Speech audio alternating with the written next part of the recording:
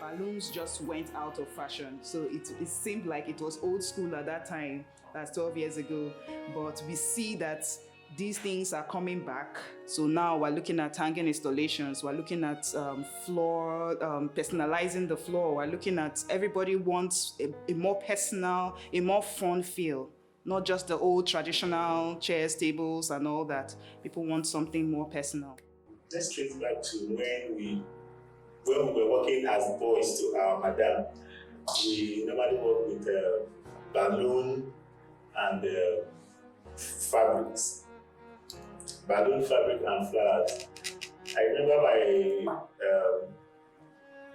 my first job, I had to do a balloon arc at the Integrated Cultural Center. I did the balloon arc.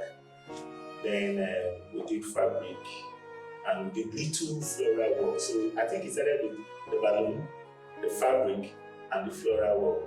Then all this lighting, wood light, it's not included. Just take your balloon, make the balloon on the stage, get the arc, then you put balloon droppings on the ceiling. Then you use balloon to do the car. You know those days when as the car is going, you see the balloon, it shows that there is a wedding going on. So I think that was how it started in Port Harcourt, and it now started graduating into something more better. When I say something more better, we now started bringing in the carpentry parts, the welding parts, and a whole lot of things, the lighting, the effects. These things were not there.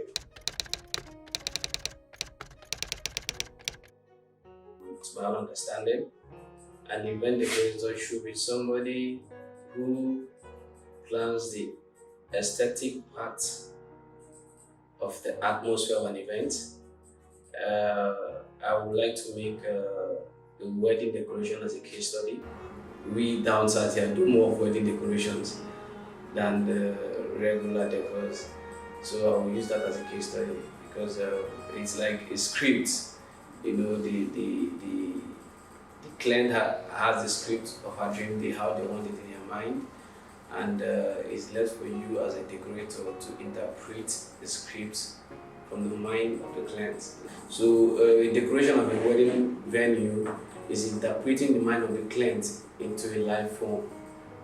So I would say an event decorator beautifies every ambience, makes everywhere beautiful, put things in places. It's basically about arrangement.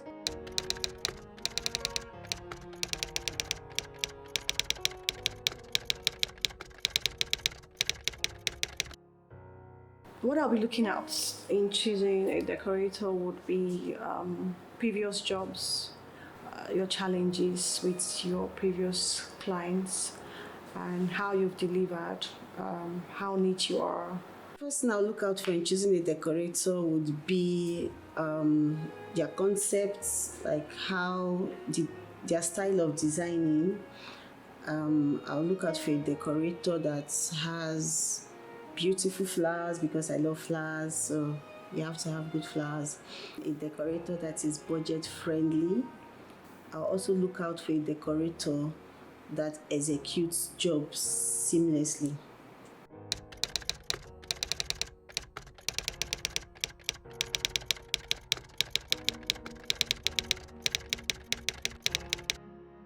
I think event has definitely evolved in the last 12 years.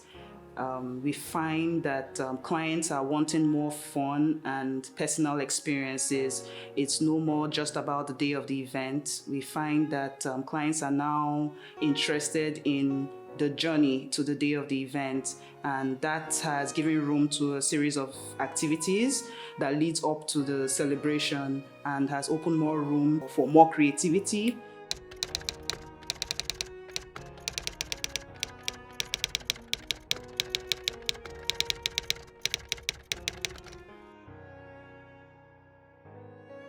Most clients think you already have the props and they want you to come and do the job almost free for them. But come to think of it, these props, you buy them and within 1 or 2 years they wear off. So you need to replace them, and the cost of materials these days are highly expensive, So we down here in the south, they always see us like we charge too low. Meanwhile, our what to put in is too much, And as a decorator, you're the first to come to the hall, and you're the last to go. Clients should put this in consideration when we give them bills, because we put a whole lot of work to it.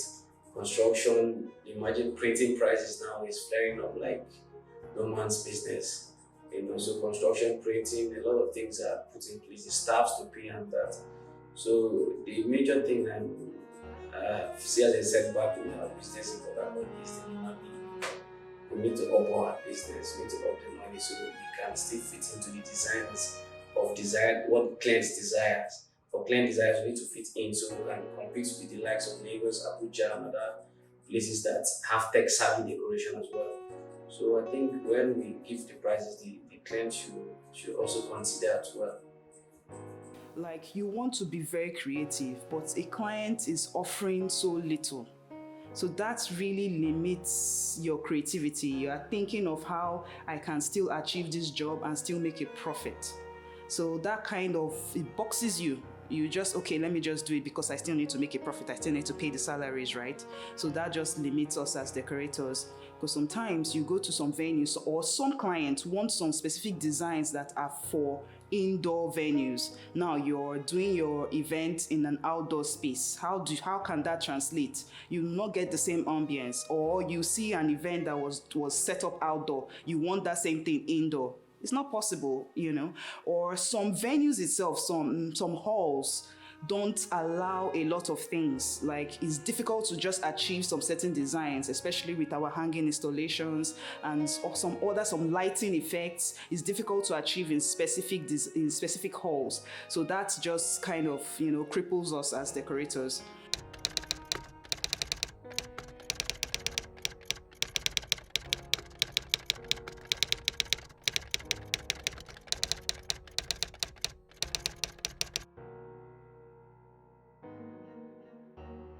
Time is always an issue.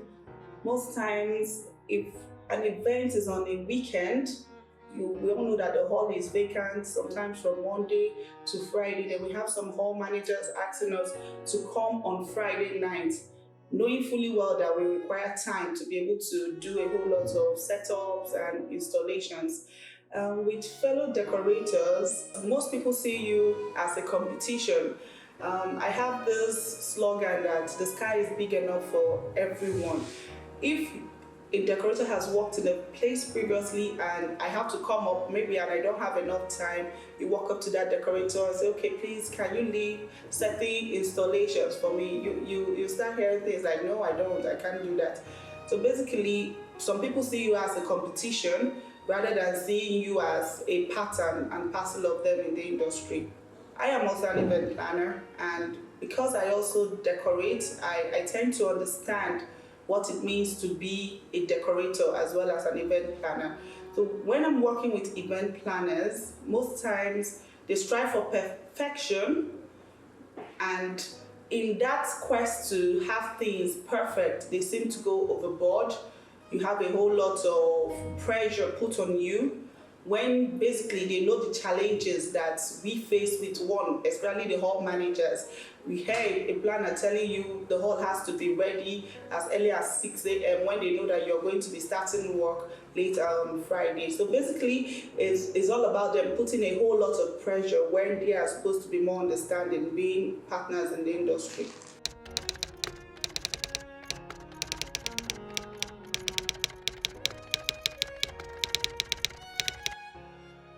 If I see a decoration that was done in Port Harcourt, I would know. Same for Lagos and Abuja, because every region has something unique about how they design. For some of them, maybe because they are just copying, you see one person has done this design, every other person follows suit. But then there's something very unique. Like if I see a Lagos decoration, I always see their grand entrance. For Abuja decorators, yes, I say I love their ceiling treatments. once I see it, I know that no, this is not Lagos, this is not Port Harcourt. For Port Harcourt, yeah, I can still see some uniqueness, but then there are lots of similarities in the decorations. Even in Lagos too, a lot of similarities. And I think this is because when you come to, maybe you come to Port Harcourt, you're comparing designs. So you munch pictures from this person's page, that person's page. So some clients truly don't even contribute. They contribute to the similarities in the decor because they are showing you someone else's design. They want you to do this. And then if you're not creative enough, you find yourself replicating someone else's job, and it's not so cool.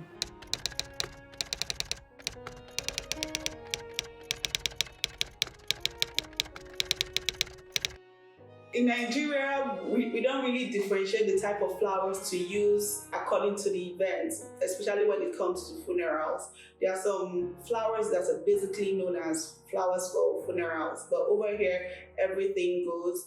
And like I said earlier, it has to do with the client's taste and preference. I've had clients tell me they want it as minimal as possible because they are not the kind of flamboyant, they don't have that kind of flamboyant personality. And I've had other clients tell me they want it as busy, so busy. So it has to do with the client, then the type of event.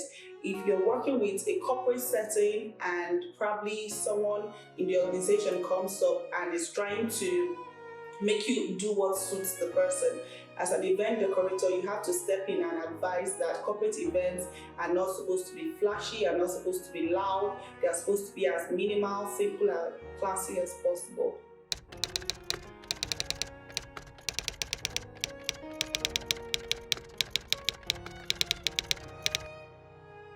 Working in the East, you just have to be ready for a whole lot. You have to be ready for a whole lot. It's not easy. Unlike Port Harcourt, they will give you 2-3 days to work in Europe, but in the East is not done. They will tell you, is it not Saturday morning? The people will pay for Saturday. You have to come in Friday by 3 o'clock. Now, the bride has given you what she wants. So from 3 to the following morning, 11, 12, you can't achieve it. So what it is going to the East, if I used to work with 10 staff, I might do 15, 14, so that I can get up. Most of the time, they will tell you, we don't run overnight. You have to negotiate with them. Most times, you buy them fuel, you tip the staffs around to stay back.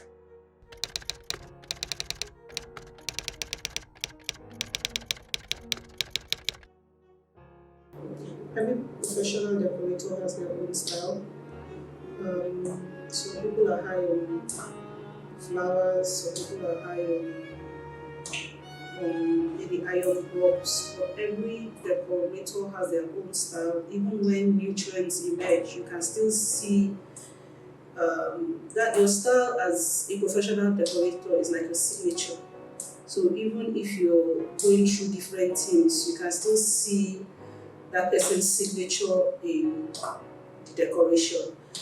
There are some decorators that operate on pick from decorator A, pick from decorator B, pick from decorator B, C, D, and then join everything together.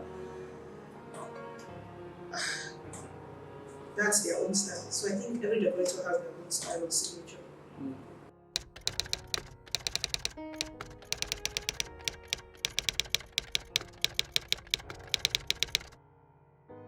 If you're building an event center, I would advise you get some informations or ask decorators what they usually work with, so that you don't end up getting things that would some halls don't have the right furnitures. I've gone to some halls have the big, very massive banquet tables, which I think I don't work very well with because it's quite big. It takes a lot of things to bring out the decor, and the standard one is just fine. So if you work with if you ask questions, they will tell you what you should invest your money in, the right furnitures. And then when it comes to lighting, the curtains and all that, you get the best you get the best idea advice from a decor person.